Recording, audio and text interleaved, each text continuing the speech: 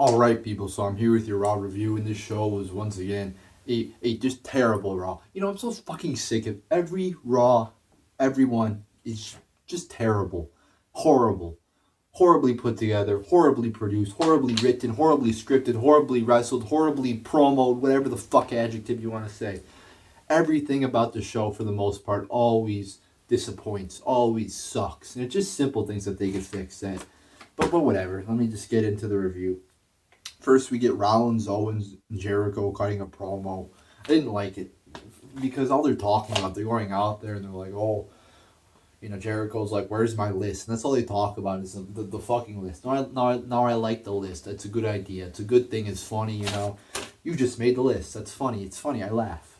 But don't make a whole fucking promo about it.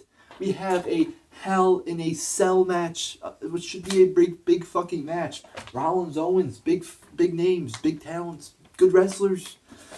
But we're obsessing over a motherfucking list. Are you kidding? Instead of building to the match, we're talking about the list of Jericho. There's your stated WWE right there for you. I mean, when you know when they're making their entrances at Hell in the Cell, you know, are you going to think, wow, this feels like a big time match? You know, I'm really excited for this because that promo where they were talking about the list of Jericho, that really got me hyped for the match. No, I mean, they could have done much more with this promo, but instead they wasted it on a list. So that was not good. Then we have Enzo defeating Carl Anderson in just a short, shitty match. I mean, it's two fucking guys that I don't really like wrestling. I mean, Enzo's okay. Carl Anderson, Gallows, I don't care for them too much. Just a short and shitty match, 3 minutes and 30 seconds. And this is what I'm talking about at the beginning of the video. Just simple things. Them not making any motherfucking sense whatsoever. You got Big Cass using heel tactics to win. What? What? I mean, the New Day did the same thing a couple weeks ago. It's like, why are babyface teams using heel tactics to win? It doesn't make any motherfucking sense. Why are they cheating to win? I don't know. That was a 0 out of 5 star match. You know, this is what they always do. Oh, we're gonna put two tag teams wrestling against each other, and then, you know, one wrestler from one tag team is gonna face the other wrestler. Then the next week the same thing, except it's just the opposite two wrestlers. And it's boring. They only give them 3.5 minutes. What do you expect this match to be, a 5 star? No, it's going to be a 0 star match, and that's what it was. Then we have Sheamus and Cesaro defeating the New Day. This match started off slow like every tag team match does, but it picked up at the end a little bit. There was a really cool spot where Kofi was going, you know, Big E launched him over the top rope onto the floor, and fucking Cesaro just boom caught him with the motherfucking uppercut. I'm like, oh, holy shit, that was fucking cool. A bright spot in a bright spot in the darkness of WWE. That was cool, you know. And then Sheamus hits him with the bro kick, and that was cool. But then you're reminded that that's only, you know, one thing in the shittiness of WWE, and that everything else sucks. So that brings your spirits down. But nonetheless, an okay match. I gave it 2.5 out of 5 stars. It was 8 minutes and 40 seconds long. But I got one question for you. Why are they having the pay-per-view match before Raw? It makes no sense to do that. Why? What's the fucking point?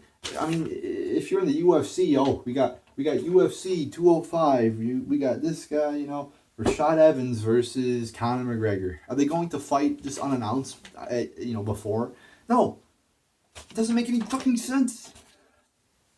They're pretty much admitting that this match is not deserving of a pay-per-view quality match. So they're basically admitting that they're ripping you off. Or they're just being dumb. Or a combination of the both. I don't fucking know. But it should not be on the Raw before the pay-per-view. Makes no sense. So I give it, like I said, 2.5 out of 5 stars. Then we have one of the most, terrible, horribly thought out, dumbest ideas of a segment ever. Bailey and Dana are set for a match, but then it's decided they're going to arm wrestle. So that's their grand plan to get to boost the ratings and to, you know, make the Divas division exciting. An arm wrestling match. Yeah, that's really intriguing. Like, I really fucking care who's going to win in a fake arm wrestling match between Bailey And what the Dana Brooke. I don't give a shit. The crowd is booing, rightfully so. This is bullshit. You know, so then they do what they always do with these arm wrestling matches. Dana Brooke's about to lose. She won the first one, but she's about to lose. So she punches Bayley, and then Bayley hits her with a Bayley to belly.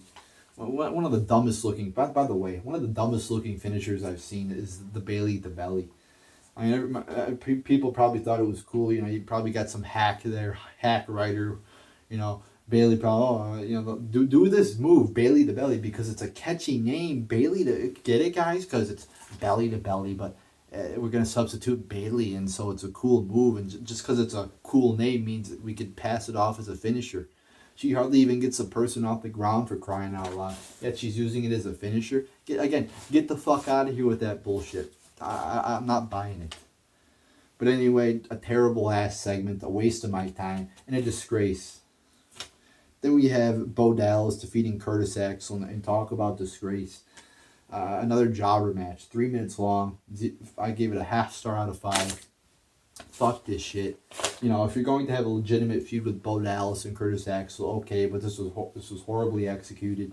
And then their big match after they break up is a 3-minute match in the middle of Raw. Wow, you really gave a lot of effort into that, didn't you, WWE? Yeah, that's great. Then we have Reigns and Rusev. Here we go again with these backstage interviews. Why are they doing backstage interviews on Monday Night Raw? Raw is supposed to be alive. You know, that's what they always say. We are live from Anaheim. We are live from here. Live from whatever the fuck. But they're doing non-live interviews. Scripted. With Roman Reigns and Rusev.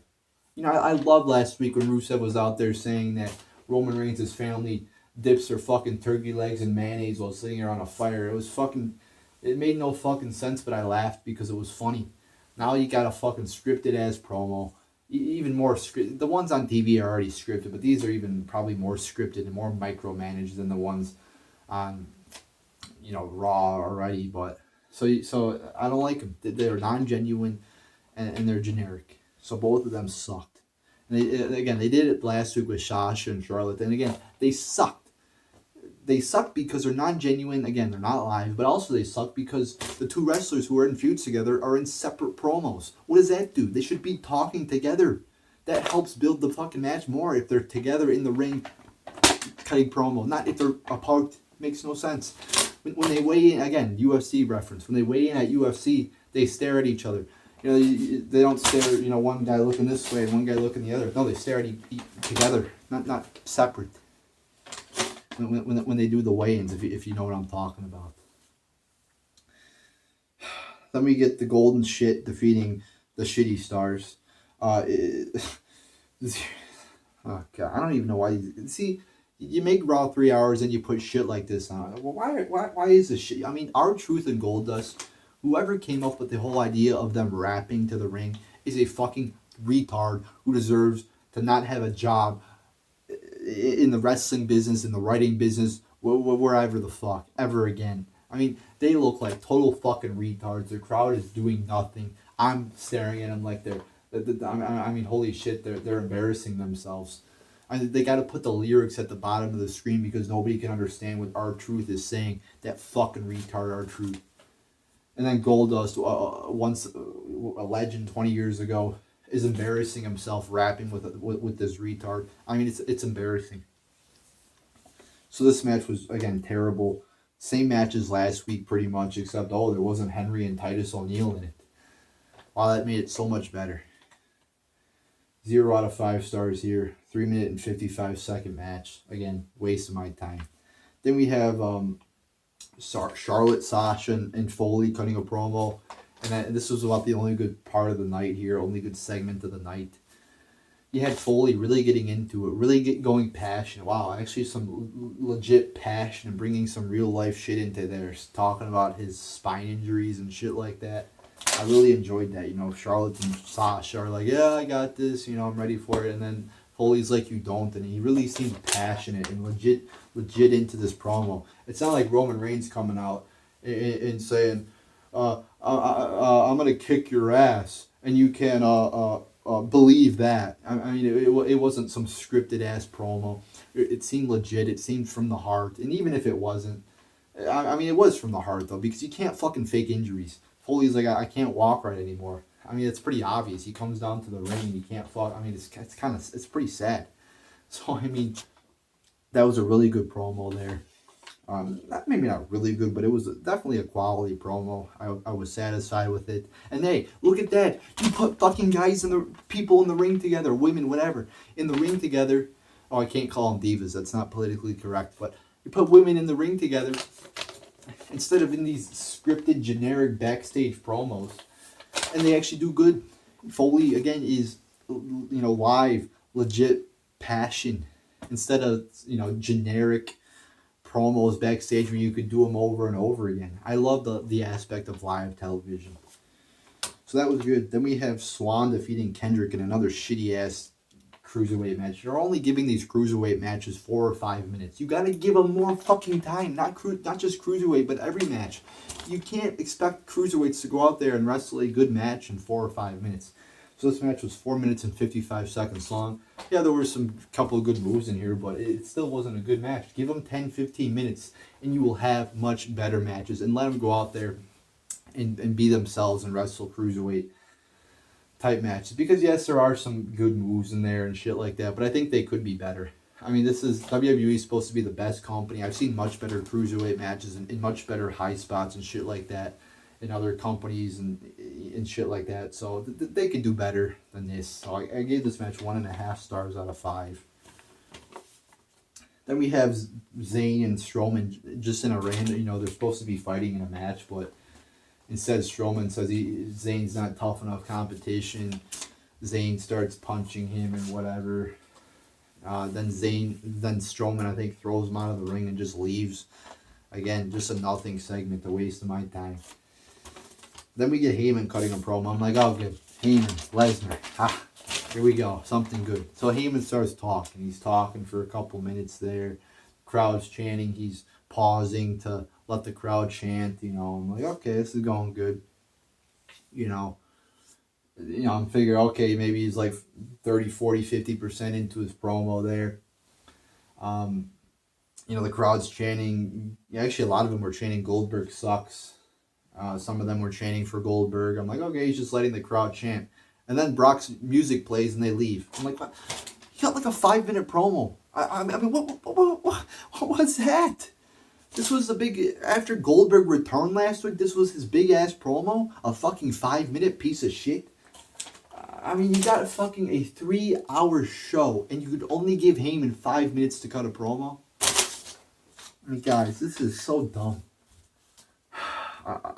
This just depresses the fuck out of me because you got, Heyman, who's a great promo, and they only give him 5 minutes. Just give him a mic. Give him 15 minutes. He'll cut a fucking great promo for you. But no, you gotta fucking, again, micromanage everything. And they only give him, 5 minutes to actually talk? I mean, again, a disgrace. It doesn't make any sense to me. I don't get it. I don't understand it. And I fucking hated it. So, I mean, it was going fine, I guess. And then they just fucking, I thought he was just getting into his promo. He was just warming up. And then they just fucking cut it. He's done. They start playing Brock's music and they leave. I mean, how fucking dumb. They don't give him enough. Again, not only with the matches are they not giving the wrestlers enough time, but now with the promos they're cutting, now they cut Heyman short. So then you get your main event. Rollins defeats Owens and Jericho. So it's basically a 2-on-1 handicap match, and Rollins still wins. Not even a handicap match. It was because they were both allowed in the ring at the same time, and Rollins still wins. I mean, again, so you got your fucking champion, your Raw champion, is losing in a 2-on-1 match. Now, I like Rollins. I think he's talented.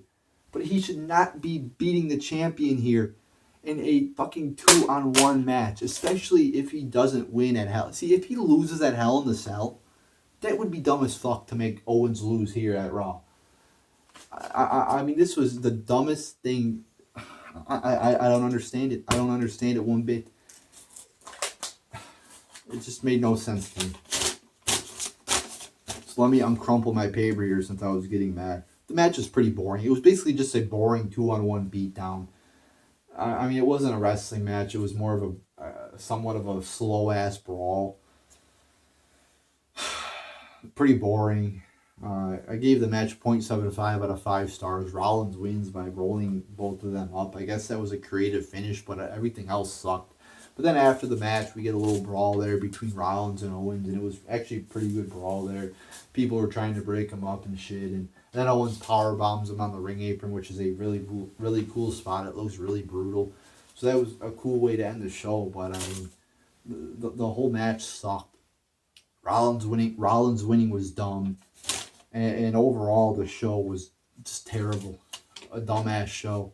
A terrible, poorly thought out, many illogical things on this show.